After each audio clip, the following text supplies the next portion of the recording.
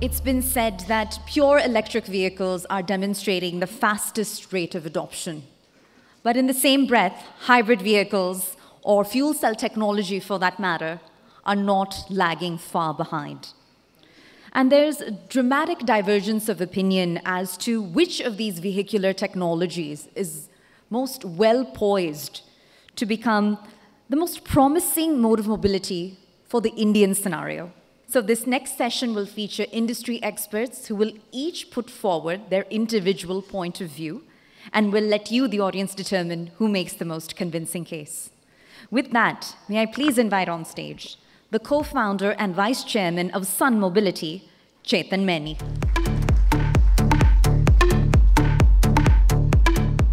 The former president at ACMA, Sandeep Baluja.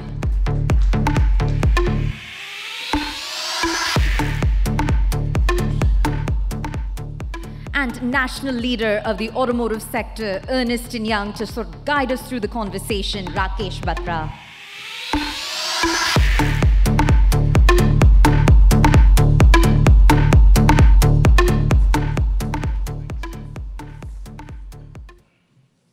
So good afternoon, everybody. I'd like to thank ETAuto and Nabil Khan and his team for another outstanding event here in Delhi on this very important topic about the future of mobility in India.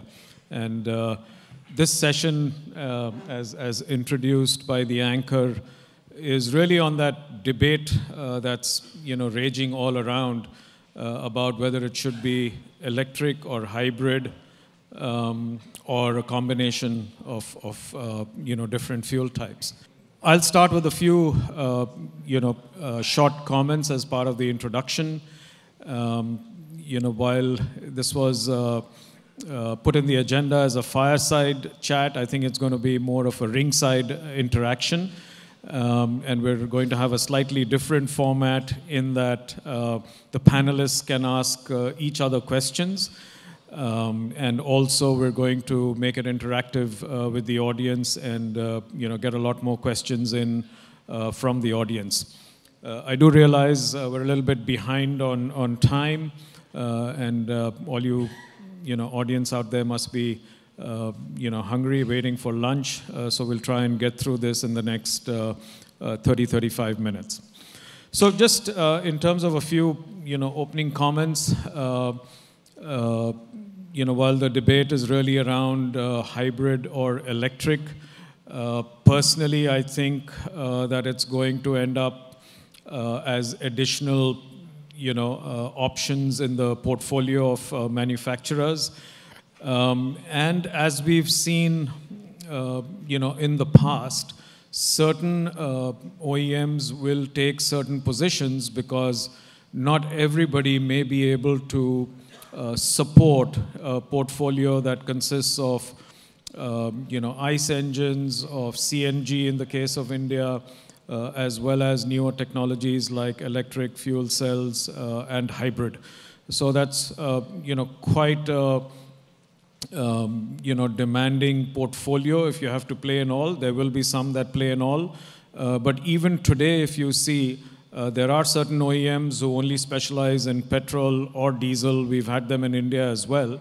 And more recently, they've expanded their portfolios because each of these requires a huge amount of investment and, more importantly, core competence to be able to provide a good value proposition and, and a reliable means of transportation to consumers.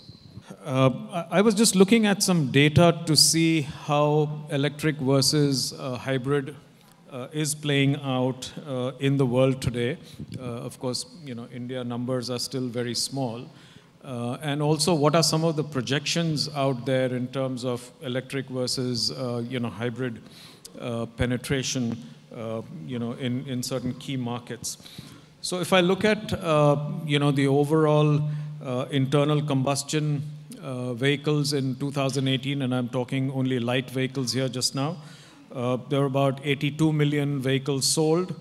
In battery electric vehicles, there were about 1.1 million vehicles sold globally. and hybrids about 3.3 million vehicles sold globally, making a total of about 86 million vehicles in 2018. If I look at the projections for the next 10 years, let's say from 2019 to 2030, internal combustion engines vehicles would drop to about 56%. Battery electric vehicles would drop to about 56 million and 18 million, and hybrids would make up about 33 million. So clearly, the balance, if you look at these projections, is in favor of hybrids as, based on current assumptions, I should add, and things can change. And I think you might have also seen in the earlier presentation by KPMG, they were projecting more of a balanced,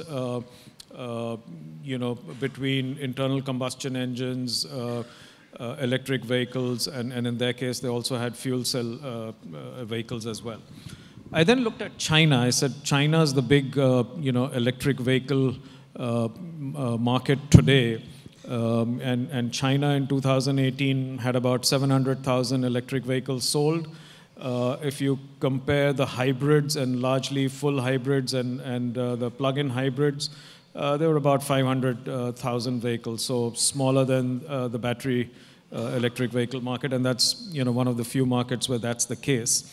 But when I looked at the projections for 2030, the hybrids, and this is including the mild hybrids at 48 volts, were making up almost 10 million of the Chinese market compared to about 7.5 million electric vehicles in 2030. So here again, the projections seem to indicate a higher penetration of hybrids in that market, as compared to electrics.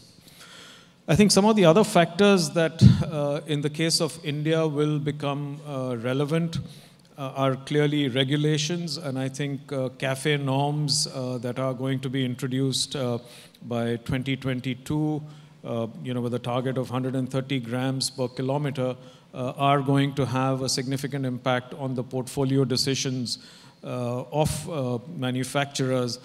And I actually anticipate that CNG is going to play a much larger role in the next few years than it has, or relative to electric or hybrid, at least as far as India is concerned.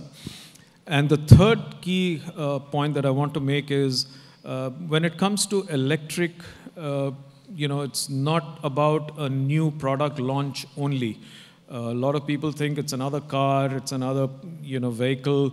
It'll get sent out to the dealers and everybody will be able to buy an electric vehicle, just like you buy an existing, internal combustion vehicle today. I think this is actually going to play out in a very different fashion. It's going to play out through certain markets. And I think one of the key factors affecting penetration of electric vehicles will be the markets or the cities that need to be picked, because this will not be a national launch, an India-wide launch. There'll be a few select cities, and therefore the question is, with the challenges that we have with fuel import bill and fuel energy security, etc., and pollution, is there another option? Can hybrid fill the space in the rest of the country while electric is launched in certain key markets? So with that, let me hand over to Chetan for his opening comments, please.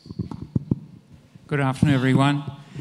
Pleasure to be here. So I'm going to start with what you ended at, Rakesh, and that was why we're doing this in the country. And I think there's two parts to it. The country has a huge energy security challenge. We import 80% of our oil.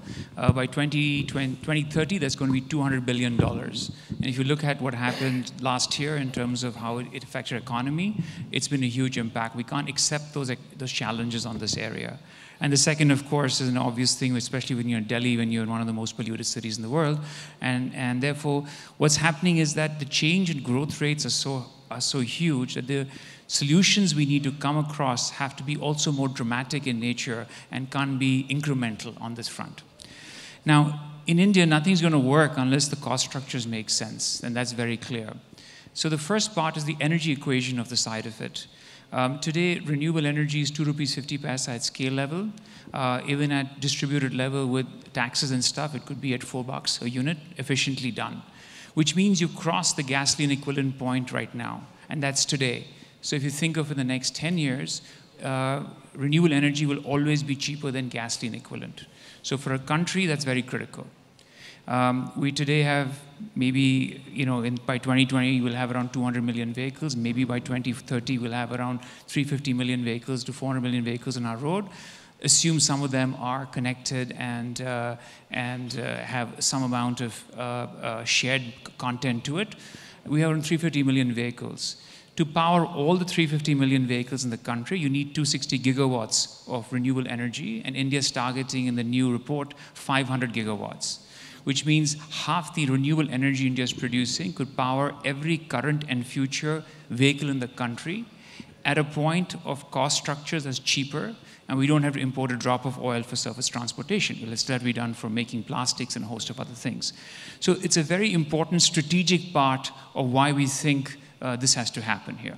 The second part is, I think, when we always talk about vehicles, we have to put India in a different context. So Rakesh's numbers on vehicles was cars. In India, we're close to 24, 25 million vehicles, and 21 of them happen to be 2- and 3-wheelers, or 2-wheelers. And by the time you add everything else and other forms of transportation, cars still form only around 12% to 15% of where we are in this area. And so therefore, the solutions that are going globally are very different. Take China for the example that Rakesh mentioned. While it has approximately 500,000 or 700,000 electrics sold last year, they sold 30 million electric 2-wheelers. Right? That doesn't come in the equation. And they also sold a year before last 130,000 electric buses. All STUs in the top 10 cities put together have 67,000 buses. So there are two other forms of transportation, the 2- and 3-wheelers and buses, 3 forms. This is very important because a country like India, and at least I know the numbers for the city of Bangalore where I'm from, 45% of people go to work in buses, and around 44% go in 2- and 3-wheelers. So almost 89% of the population is going in 2-wheelers, 3-wheelers, and buses, where we therefore have to create new, unique solutions. And while the world is focusing on cars, and we should definitely do that, don't get me wrong, the idea is what are the solutions we look at 2-wheelers and 3-wheelers and buses. In 2- and 3-wheelers, given the efficiency of a gasoline engine is 20-odd% on Indian driving cycle, and electrics can be at 85 to 90%, it's just far more efficient in those form factors to use all electric propulsion. So you'll see predominant areas to make sense in those aspects. Similarly in the case of buses, because the stop-and-go driving is so high, electrics and the routes are very well known, electrics make a lot of business sense in these aspects. So here could be solutions that could be highly India-centric, where electrics would make a lot more sense. The other part I think to look at is that there is a possibility of leapfrogging on this front. In the hybrids really started to take off in the late 90s with Prius, and then moved on to that area. We're now almost 22 years later, right? So the next wave is electrics, and I think India has an opportunity to say, do we invest on a technology that's on the way down, or do we invest in a technology on the way up? That would have been a different decision 15 years ago or 10 years ago. But today, as anyway there are so many challenges of investments on Euro 6, you kind of want to invest in technologies that are probably going to be for the next 15 to 20 years. While there's some commonalities between them on powertrains and everything else, hybrids in many ways have all the complexity of an IC engine and the added complexity of an electric and the complexity of putting them together. So now inherently you therefore have cost structures that don't make business sense for an Indian consumer. And again, you have an option where, for example, the maintenance costs and stuff are significantly higher because you have both systems coming together. So coming to the India side, and that point I talked to you about cost and how important that is. Today, in electrics, without subsidies, if you separate batteries from electric vehicles, be it a 2-wheeler or 3-wheeler bus, even probably cars at reasonable volumes, you could get them to be cost neutral. And if you look at the cost of energy today, along with the cost of batteries amortized, you could potentially get the cost of energy to be cheaper than gasoline. And using swapping and other forms of technologies, you could address range anxiety and long refueling time, which are big challenges in electric mobility. So all of a sudden, you can today give consumers a cost-effective solution, which is very critical. You can link that with a larger India goal that we have, a large track on renewable and import oil, and also solve a pollution challenge we have. And all of these that connect to the energy and mobility and emission side of it in a way that gives the end consumer a benefit. We all know when an end consumer gets a benefit, it takes off very quickly. I think hybrids do have a place, and hybrids have a place where I believe we have a large base of electric vehicle, a large base of IC vehicles. You could today get retrofit kits and stuff at a lower cost level, maybe 5-10 kilowatts for vehicles, for cars, which could pay back in taxis and shared applications in 3 to 4 years. So maybe there's a role where, while the country's transforming, it focuses on form factors that make a lot of sense for electric, at the same time has certain aspects that could use using the retrofit model work towards that. And I think also on the supply chain, since there's a lot of commonality, both industries would benefit if these coexisted. But finally, if a consumer walks into a showroom and he has a scooter in front of him that has an IC engine with it, a scooter that's hybrid, and a scooter that's electric without batteries in it, the electric without battery will be cheaper than the other two, will have lower running costs, lower maintenance, and make more sense. And so I think it'd be finally consumers taking those decisions, and electrics make a lot more sense from that perspective. Thanks, Chetan. Just a quick poll. How many owners of an electric vehicle, whether it be a two-wheeler, four-wheeler, out here in the audience? 1, 2, 3. Okay, 4, 5. Not bad. 6, 7. Electric cycle, we're going to stick to fuel types, but it has a battery and you can pedal it manually as well. Okay. And electric cars? 1, 2, 3, 4, 5, about the same. Okay, well, at least we're beginning to see some penetration happening here. So, Sandeep, let me turn to you, and if you could share, your perspectives. You've been president of ACMA. You've been in the, automotive component industry for a long time, most of your career. What's the view from a supply chain perspective as an automotive supplier? How do you look at this whole debate between hybrid and electric, and how ready is the supplier industry in India to cater to both of these future vehicle types? Yeah. Well, good afternoon, everyone, and thank you, ET, for inviting me. Thank you, Nabil.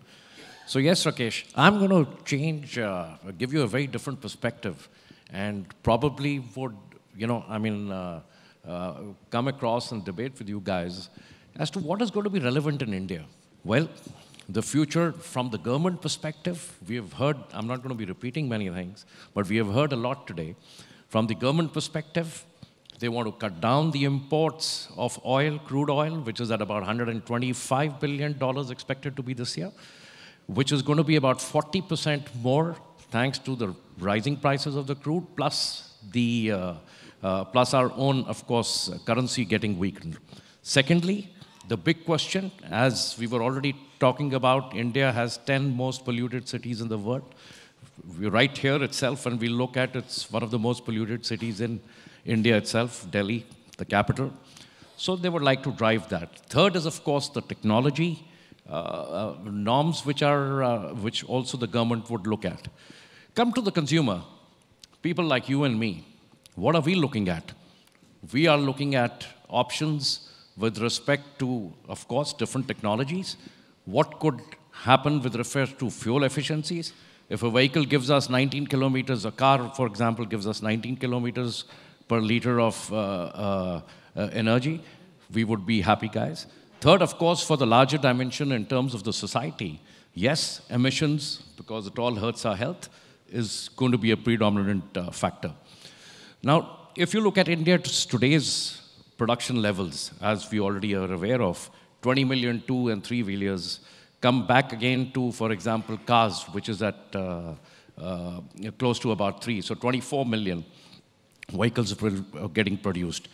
Yes, from the electrification point of view, when I look at it from the India perspective, buses, which you're already seeing, of course, the quantities are small. Second immediate infusion into the electrification would be the two-wheelers, a big challenge. As you were talking about electric bicycle, I think somewhere down the line, we would have all probably ridden a moped, which used to be a hybrid kind of a thing, just like your electric bicycle. Third, of course, you come into the cars segment. So I think each segment needs to be treated in a very, very different manner. The government also needs to adapt to the policies of what they will have for the two-wheelers, what they will have for the buses, and what they will have for the four-wheelers.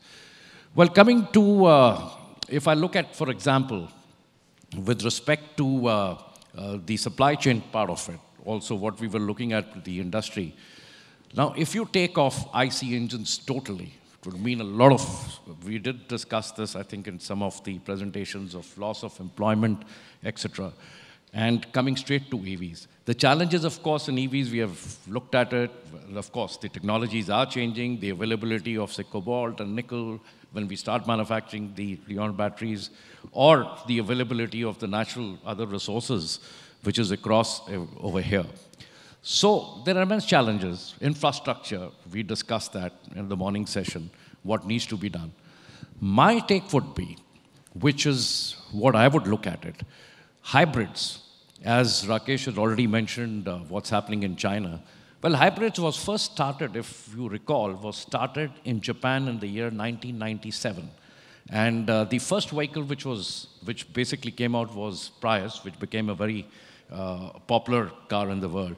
Yes, it started off in Japan, went off to the States. The West did not take much of adherence as far as the hybrids is concerned, and they've, of course, leapfrogging from here to Germany. So if you look at hybrids, which also Chetan also just mentioned, from the transition point of view, where you still have the IC engine, and of course, within the hybrids also, you have the PHSV, the plug-in, and also the one which uses the degeneration of the braking system to, in fact, charge your battery. I think that would be the right thing. If you look at Japan today, 19% of the vehicles which they are producing today is all hybrids. So the transition is very important from our India perspective, where you already have such a large this thing of IC engines, keeping the supply chain into this thing. We should, according to me, move into hybrids, which has both, of course, the IC engine as well as the what different types of hybrids we want to use. That's a different kind of a thing. And eventually, yes, it will all come down to electric vehicles. So I think we need to have a blend of all the three which are available. I will very quickly touch upon the other alternative fuels. Fuel cells was talked about it. And I think fuel cells is good because it's sparked off with hydrogen, oxygen to make the necessary electricity part of it. Hydrogen is easily available. And that's another option which we must look at. So these are the things which I just thought. Of course, you have methanol, you have ethanol, and you've got different, but I would keep that aside. CNG, keep just these 3, 4. CNG, which is already in place, how we can improve upon that. Then you have the hybrids, which according to me should be an answer, which also helps the IC engine guys to phase off dramatically and not just switch it off.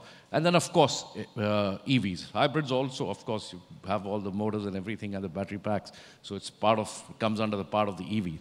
But what I was disappointed was last year when the government put a cess of 15% rather than, I thought that we had no plans from the government perspective. We put a cess of already at high 28% GST, and we put a cess on hybrids at 15%. Which came down to, which ultimately resulted the GST to be at about 43%. Not the way to go about it. So I think we need a very structured approach from all the policies, the government, the policies, this thing, and very clearly delineating from our own automotive bodies, ACMA, SIAM, to get together and make a common platform going forward with respect to all this. Thank you. Thanks, Sandeep. So I think just picking up on that last point you made about the 15% cess that was put on by the government, and also now recently there's been talk of a green tax. There is road tax, there is congestion tax, there are all kinds of penal taxes that are popping up at a state level and or at a central level. I don't know, somebody mentioned a small state like Jharkhand a couple of days ago announced that they're going to put a 3% additional road tax if you buy a second car or if you buy a car over 15 lakhs, right? So states are doing different moves to protect the quality of life and the quality of air within their states and their cities. And I think this is only going to increase, right? My concern is that the cost of existing vehicles is going to go up before before we can introduce the new vehicles, electric vehicles, etc.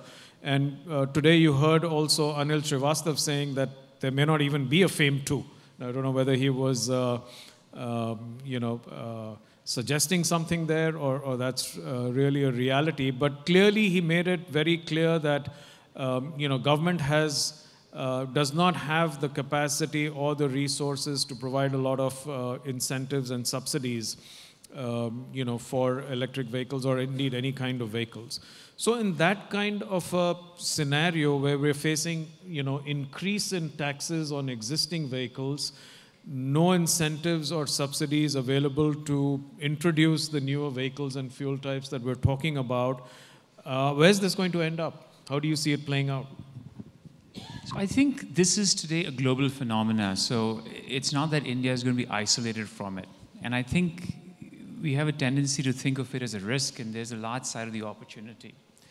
You're talking about around 60% of the bill of material of a vehicle, between batteries, motors, controllers, chargers, and on, being changed in the next 5 to 10 years on this area. If you think of us, today India is a small car hub. There was a reason that happened. Combination of policies, markets, and everything that made us do that. It created a great supply chain, and we are very globally competitive in that. We're very competitive in our two-wheeler space today, globally on this front. Electrics today, there isn't someone who's got 50 years of experience in that globally that can compete. You've got new companies in a period of 5 years that have made a lot of headway on this front. So I think we have an opportunity here to say, okay, if this is a global transformation that's going to happen, India's market requirements are going to be different. How do we actually change this to an opportunity on this area? And if we can create the right solutions for India-centric markets, that's going to work in Southeast Asia, that's going to work in Africa, that's going to work in South America, and we could be probably one of the largest players. So policy or not of subsidies going up and down, if business models can work without that, which is what they should, right, then you actually have true long-term growth. And that's where I think the focus should be from us as a country. Right. So, you mentioned in your opening remarks that we have an opportunity as India to leapfrog technology and move ahead to, electric and fuel cell and not look at hybrids.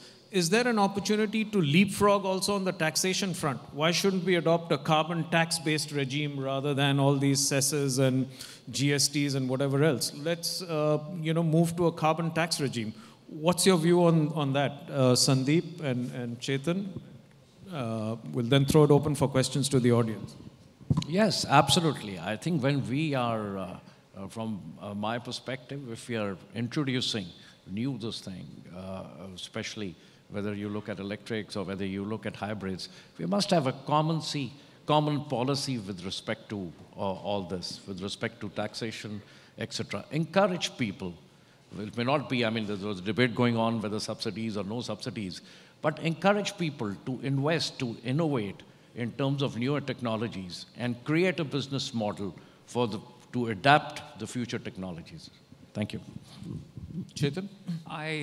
So we can't make policy decisions here. We can communicate on that, so we're on the same page. But I think in India, there's two parts to it. There is the energy security side and the pollution side. So the carbon tax may not address everything on this front. And so it has to be structured differently that allows us to link with the current country's requirements on this area. But that could be one form that could definitely make a lot of sense. I just think it'll rationalize the different types of taxes. And you're right, it needs to eventually help serve the ultimate objective of energy security and cleaner air. But I think it could be structured along that line. Anyway, how about we take some questions from the audience? I'd particularly encourage our owners of electric vehicles, since you have some real life experience, to challenge this panel with your questions based on your experience. But while you're thinking about it, anybody in the audience, please raise your hand. There are some microphones around. And my only request is please keep your question to less than 1 minute, preferably 45 seconds. Otherwise, I'm going to have to jump to the next question. There's a question over here on the left. Hello. Since you said time, I will summarize this discussion. Should best be the enemy of good?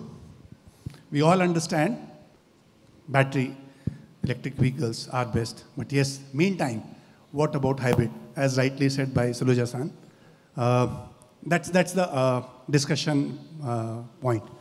So that is the key part for India to look forward. Okay, thank you. I thought that was more a comment than a question, since we've covered that.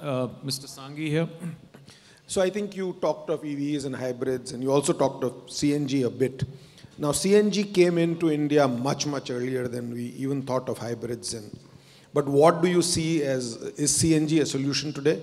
There are 3-kilometer queues still to get CNG filled.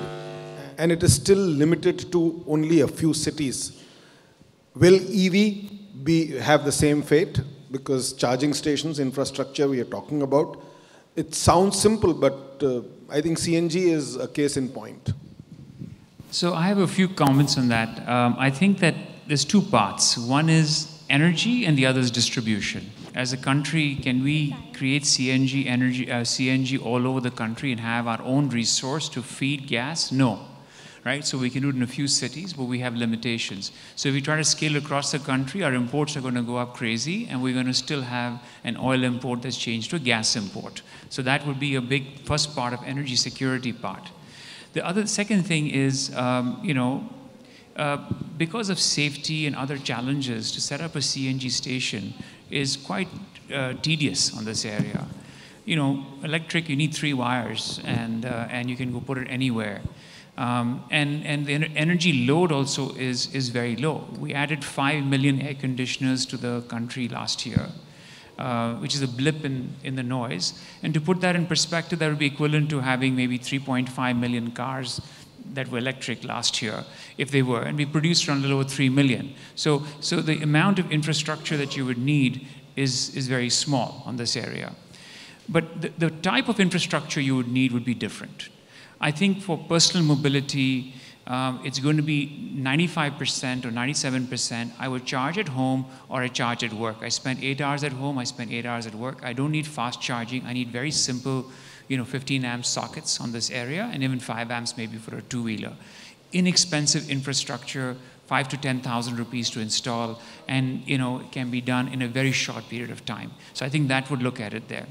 The second part is how do we think of shared mobility, and I'm going to take it sector by sector in 2- and 3-wheelers. I think there is a large opportunity to look at swap systems.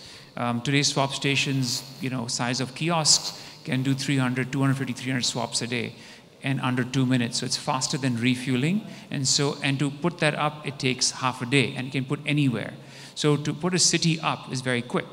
I take Bangalore, we have 83 LPG stations. It took 12 years to put up those 83 stations. If you want to put 100 swap stations, it will take you 2 months to do.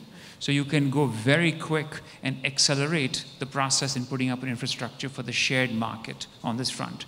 And I think that for buses also there's the opportunity of doing it in depots, which could be either fast charged at night or swapped. When it comes to cars, I think it's the trickiest part. In personal mobility, I think the home and work charging would work very well. But for shared mobility, again, it would be either a fast charge network, which I think would be very essential, or a swap network. And I think there is a gap there on the car side. But if you think about it, that maybe 1 million vehicles or 500,000 vehicles of the 24 million vehicles today. So maybe we can start to address the 23 million first, and then move to the tougher part as things come in. But I do believe that's going to be much faster than the CNG side, and we should take some of those lessons as we think of the infrastructure of the future. Hi, Praveen here. See, I have a certain viewpoint which I want to convey to the panel here. As long as it's under 1 minute, please. Yeah, sure. Well, I'm from Bangalore, and I'm one of the customers of an electric vehicle. And you get 2 minutes then. Then great. Yeah. Well, my dad has it, so I have seen him consistently using his electric vehicle for 12 years. Now, that's a plus point. Why is he using it? Because of convenience. He doesn't have to go time and again to petrol pumps. Second. But the challenge which he faces even today was, where should he go and buy the battery? One. Second, the 70 kilometers range which his vehicle is giving, he is happy with it. Now, the question was, because I was also working for an electric vehicle organization about 12 years back, the biggest challenge was not the subsidies or people never, even earlier we used to sell about 10,000 electric two-wheelers a month, maybe a lakh, maybe those days per year. Even today, I believe it's only a lakh. I mean, that means it was not the subsidy which was actually driving force of those first-time buyers, first-time users. It is passion, inquisitiveness, or whatever green. My view is, the challenge which we all faced was battery bulging, lead-acid batteries, those times. Maybe the technology has changed now, or the lead-acid batteries. Lithium-ion, I don't require a lithium-ion for a normal two-wheeler customer who travels 70, 80 kilometers or 100 kilometers a day. I think lead-acids are cost-effective. If they are predictable, and if you have charging points available, as we said, at the apartments and blah, blah, blah, having a predictable lithium-ion lead-acid battery, which is giving the same 70, 80, 100 kilometers of range, and if it is available, the batteries are available to purchase, this would address most of the problems as far as electric vehicles is concerned, two-wheelers. They don't have an ambition of having 150, 200 kilometers of travel per day, the electric vehicle customers. And again, I want to conclude, sir. 10 years back, if a lakh of customers per year were willing to buy, I'm sure the number would have increased by now actually, but it's not increased.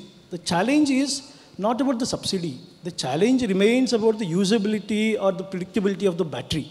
That's about it, more or less. He is one of those customers who is happy even today. And I think majority of the customers don't travel more than 40, 50 kilometers a day. So I think that's how it is. Yeah. I think you're right. And, in all these discussions, we, of course, talk about incentives and the need to, enhance demand or promote demand through the use of incentives and subsidies. But I think the consumer has his own or her own perspective around this. I was recently in a focus group discussion as part of a project that we were doing, and there was a customer there. He's a truck driver, he's a truck owner, and he had an electric two-wheeler. He had bought an electric two-wheeler.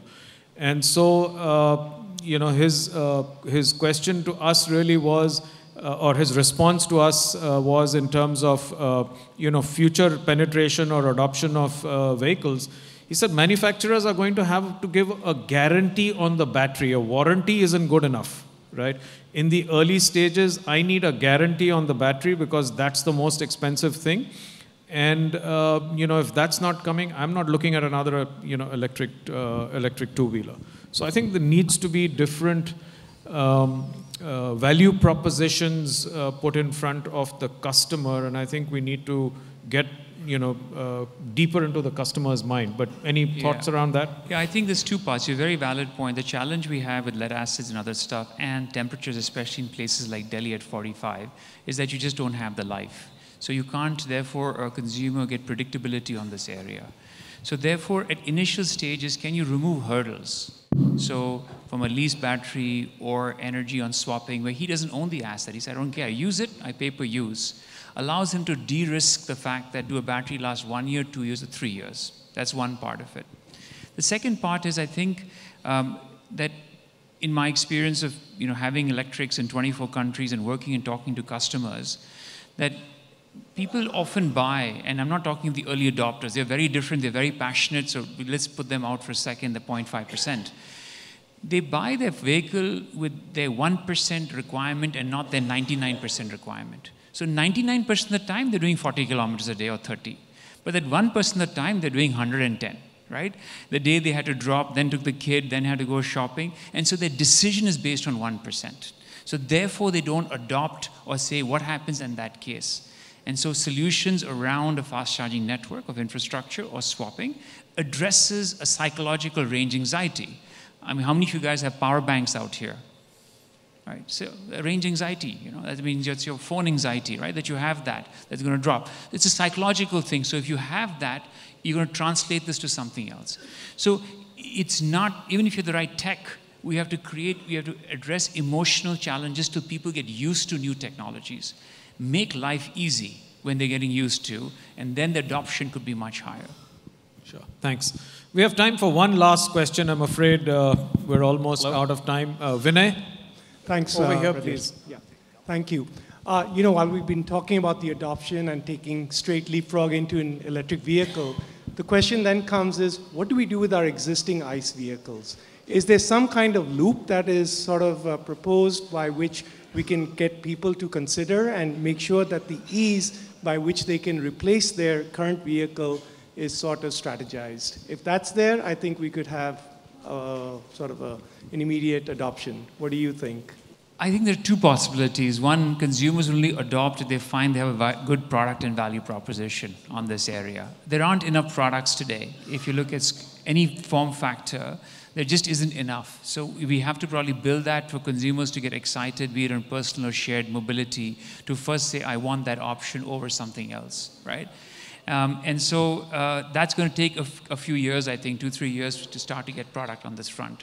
But I think there will be two parts to it. I think if it starts to make that sense, people are going to automatically upgrade, and we should leave it up to them. Incentives may help that process, and they are talking about scrapping incentives and other conversion incentives. And I think those coupled with the right product could probably leverage this, maybe transition a little bit more. These ICE vehicles will have to be scrapped, or where will they go? Typical life is 10 years, so they're going to go through that. So although we've got close to 180 million vehicles on our road today, it's not going to overnight change. Even if they had 30% electrification, that would add 6 million vehicles on a base of maybe 200 million. So it's going to take you 10 years plus to have any meaningful transformation. So it's not an instant thing that everything's going to happen overnight, but it needs to start. So thank you. Thank you, panelists. Thank you, Sandeep. Thank you, Chetan. One final polling question for the audience.